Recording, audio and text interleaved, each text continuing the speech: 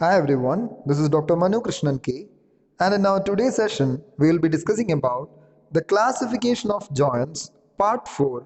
We will be exclusively focusing on the functional classification of the joints. So let's see what are the classifications coming under the functionality of the joint. So functionally, the joints are classified into three types, namely the synarthrosis, amphiarthrosis, and diarthrosis. So it's very easy to remember. And the synarthrosis refers to the immovable joints, amphiarthrosis refers to slightly movable joints, and diarthrosis refers to the freely movable joints. So in the previous sessions, we have discussed about different classifications according to the structure, according to the region and all, right? So here only the functionality is considered. Functionality means the degree of movements or the mobility of the joint. So here there are three: synarthrosis, amphiarthrosis and diarthrosis. Now let's discuss each of them in detail. The first one is synarthrosis, that can be defined as the immovable joints present in the body. For example, we have the sutures, which are seam-like arrangement or interlocking between the bones. Then we have gomphoses. It's somewhat like peg and socket joint that we have seen in the previous sessions. So if you have any clarification, if you want any clarifications over the same, you can refer to the previous videos and revise it. Then we have another classification which we haven't mentioned in the previous sessions, that is scintillasis. And this is a particular kind of joint where a wedge will be fitting into a groove.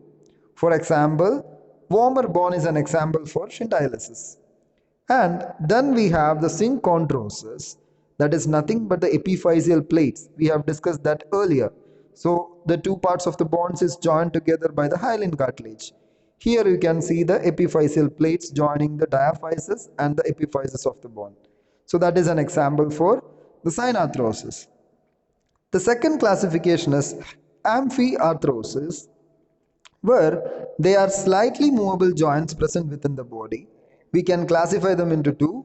For example, we have the syndesmosis and the symphysis.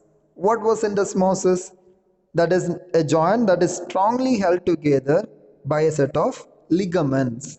So here you can see the lower end of fibula and tibia, and I have told you the inferior tibiofibular joint, that is where a tough ligament is fusing them together and it holds them together very firmly, right?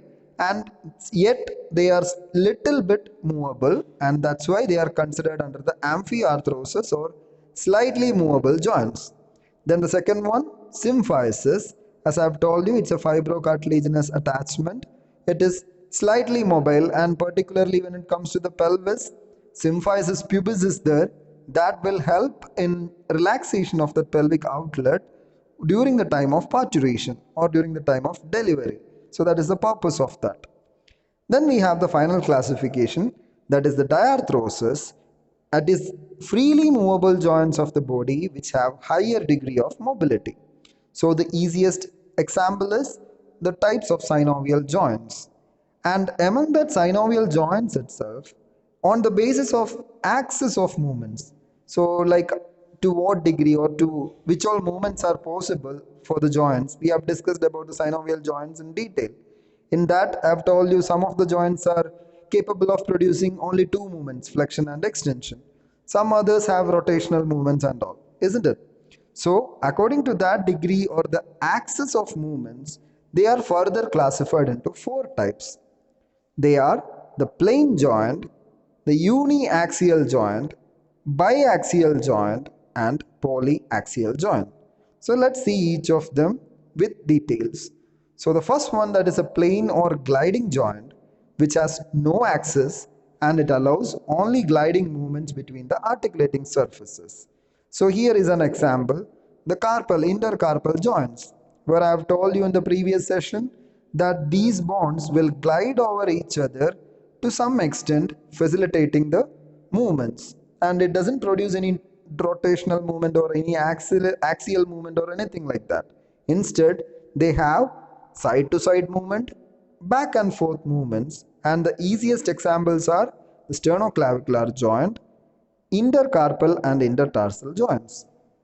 So these permitted movements are only side to side and back and forth, and they allow only a small degree of movement by the articular surfaces gliding over each other. That's why they are defined as plane joint or gliding joint. The second one is uniaxial joint, where the joints which permits movements only in one axis. So when I have explained about the atlantoaxial joint the other day, I've told you about pivot joint, right? And I've taught you about the hinge joint as well. They allows only the movements in one direction only. Like when you consider the hinge joint, for example, the elbow joint, only flexion and extension is possible. So here I've added up the diagrams representing the movements of elbow joint and the pivot joint in the neck region. So here you can see it allows only flexion and extension downwards. Hence, it is considered as uniaxial because only unidirectional movements are available there. Then the pivot joint is also an example for uniaxial joint because only the rotatory movement is happening there. There is no other movements happening in that particular joint. Then we have the biaxial joint. As the name suggests, bi means two. So we have two axes of movement which permits the movements from transverse axis and the anteroposterior axis, or it can be the transverse axis or the vertical axis. So the ellipsoid joints are the examples, or the condyloid joints are the examples for biaxial joints, where you can see there is a convex surface or ovoid surface which is lodged within the concavity of the other one, ellipsoid concavity of the other articulating surface.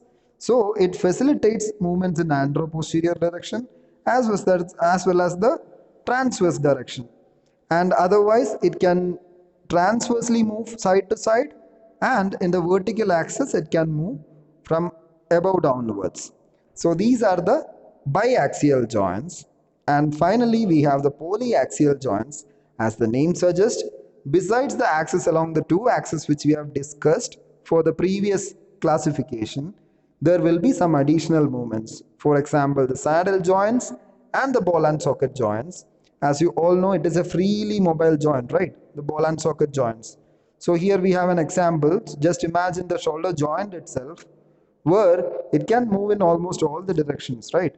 It can flex, extend, abduct, adduct, and the circumduction is also possible. That's why they are called as the polyaxial joints. So the examples are the shoulder joint, hip joint, and the first carpometacarpal joints. So these are the examples for polyaxial joints.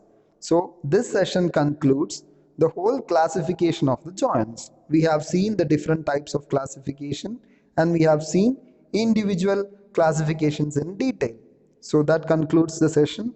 Thank you.